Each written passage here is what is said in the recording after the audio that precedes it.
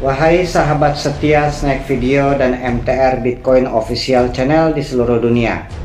Pada titik ini, ujar pejuang Palestina untuk bantuan kemanusiaan lebih lanjut harus dan wajib diperbolehkan untuk masuk ke dalam wilayah jalur Gaza.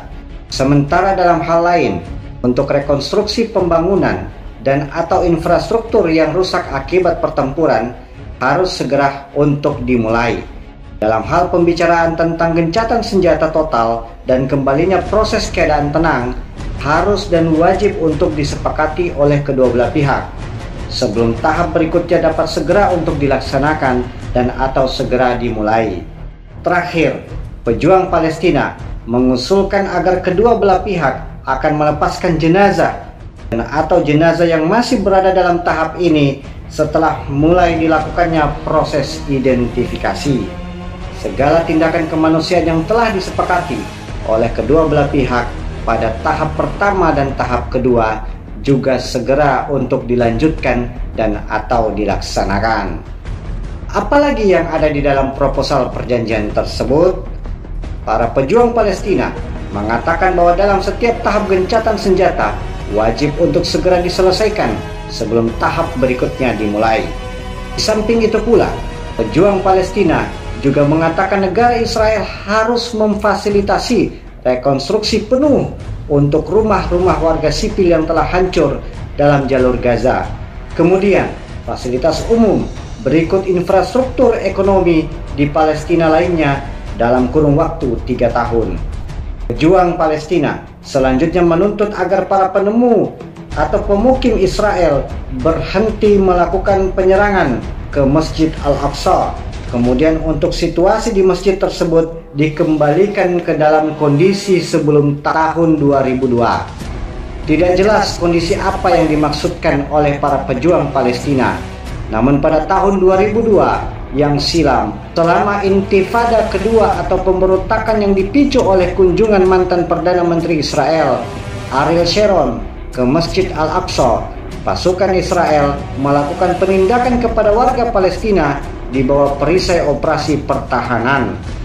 Dalam wawancara dengan media Al Jazeera, juru bicara pejuang Palestina, Muhammad Nazzal, menyatakan harapan kelompoknya agar negara Qatar, negara Mesir, negara Amerika Serikat, Turki, dan negara beruang merah, dalam hal ini Rusia, dapat bertindak sebagai penjaga untuk memastikan pelaksanaan yang tepat dari dalam ketentuan perjanjian tersebut.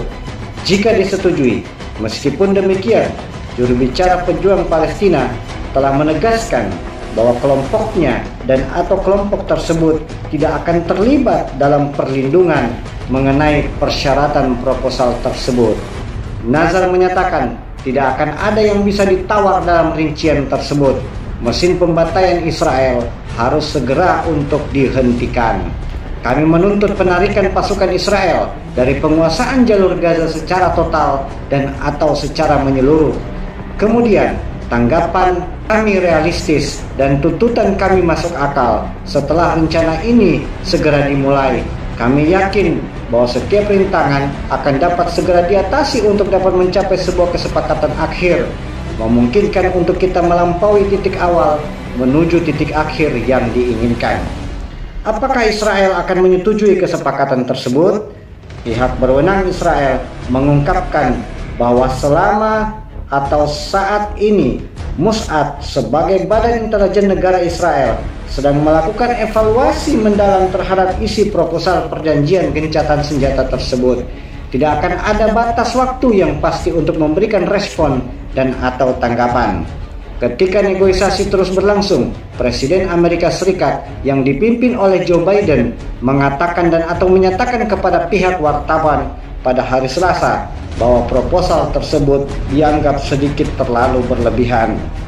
Sementara itu, Menteri Luar Negeri Antony Blinken yang sedang berada di Israel dalam upaya untuk membujuk para pemimpin Israel agar menerima gencatan senjata, ini adalah merupakan kunjungan kelima Blinken ke wilayah tersebut sejak dimulainya perang. Selama kunjungannya, Blinken akan melakukan pertemuan dengan berbagai tokoh penting di negara Israel, termasuk Netanyahu, Panglima Militer Herzi Halevi, Menteri Pertahanan Yoav Gallant, dan yang terakhir adalah Presiden Israel Ishak Herzog. Selain itu, Blinken juga akan mengadakan pembicaraan dengan Presiden Palestina Muhammad bin Abbas.